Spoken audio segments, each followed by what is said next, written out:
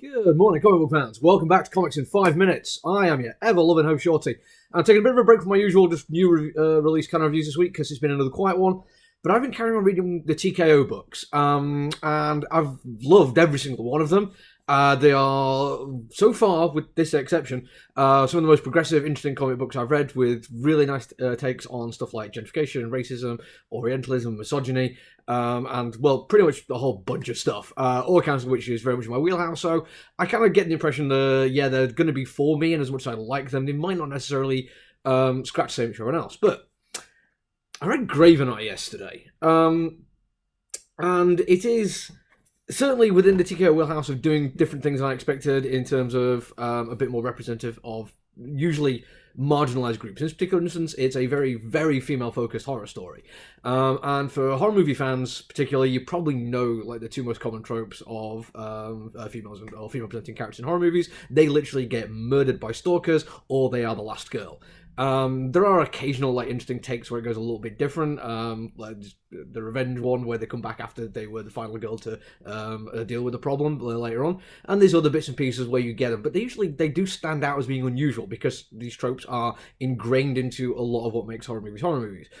So having one where it's a full-on feminine-focused story was just a nice standout to begin with, but then how the story was dealt with was really good. And I'm going to try to give you a solid review of this one without really telling you what happens too much, because I don't want to spoil anything. So first of all, we're going to talk about framing, because this is an interesting take on it, because the entire story is told from a first-person narration of a character in the story. There's literally no dialogue. The closest you get is the narration telling you what people have said. You never really get a full sense of conversation like that. It feels like it could be a completely silent movie with a killer soundtrack, but there'd still be enough of a sense of what was being said and what was being discussed that you knew what was going on with just this voiceover telling you what's actually happening, which is a beautiful way of doing it anyway. What's even better is the character we're getting is the house that an awful lot of this takes place in, which means we do get some distance on the story where sometimes you don't know what's going on and we get like a exposition based on what we expect to happen, but it still works. It's still like really nicely done. There's a perfect voice for this character, and the artwork is fantastic as well. It is not the kind of lush detail kind of stuff I sometimes really enjoy in horror, or even the really over-the-top stylized brutalist kind of stuff that I've seen in Department of Truth and things like that. It is quite simple in its own way. It's a limited colour palette, mostly just black, whites and greys, with the occasional red when you get to Viscera, which does happen quite a lot, because the Viscera comes in as part of the very odd romantic, erotic kind of this part of this story, and the romance is like front and center in this one, and it, because it involves two female characters, I think there's a male gaze expectation that if you are going to interweave a romance and that kind of stuff into this kind of story, there's probably also going to be some erotically charged things happening as well. And although it certainly is in this comic book, there is a distinct lack of a male gaze to it.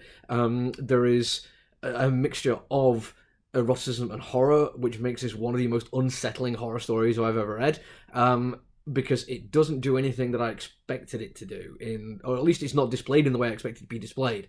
There is an awful lot of care and attention paid to making sure that no matter what happens, no matter how much there is going on in here, which is deeply about two people caring for each other, it is going to keep you on the edge of your seat, because there is a darkness intrinsic to everything that happens.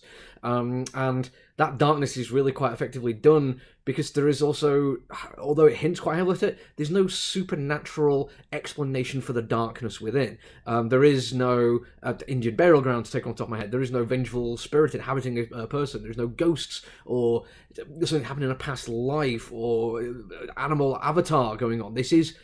I don't like accusing or disturb people, but it kind of fits at this one. It is somebody doing something terrible for internalized reasons, which I think should be examined and interrogated. Not least because there is also a vein of mundane horror that runs throughout it. And I don't mean mundane in a bad way. I mean in just the way we expect to see it, that it becomes unextraordinary.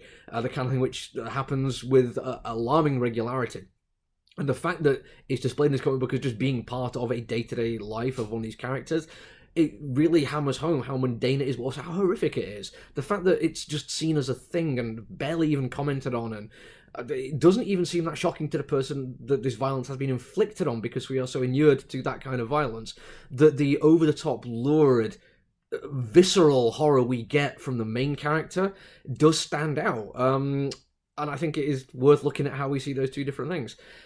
Genuinely great comic book. But in terms of horror, there's a few horror people who come in my shop who I'll give like the kind of standard stuff to, and I don't mean that like a negative thing. Like Bloodstained Teeth is absolutely brilliant horror. Horror Counter by Cullen Bunny is fantastic. But you get more deeply into horror, you start getting more recommendations. Like I will recommend Department of Truth or Blue and Green. I think this is going to stand out as one of those like, yeah, you've got to really be into horror to get this one, because the unsettling nature of it doesn't come from the violence and the viscera. It comes from how it is presented and how it and where it comes from. And honestly, I absolutely love it. This is now, I think, the 6th or 7th TKO book I've read, and every single one of them has done something for me. This is the one that's gone the furthest out of its way to be different than anything else, but I love it for it, and I can't wait to carry on reading the rest of them. And I hope you enjoy it too. I'm going to go back to hopefully do more regular reviews next week. Until then, look after each other, everyone. Stay safe. Bye.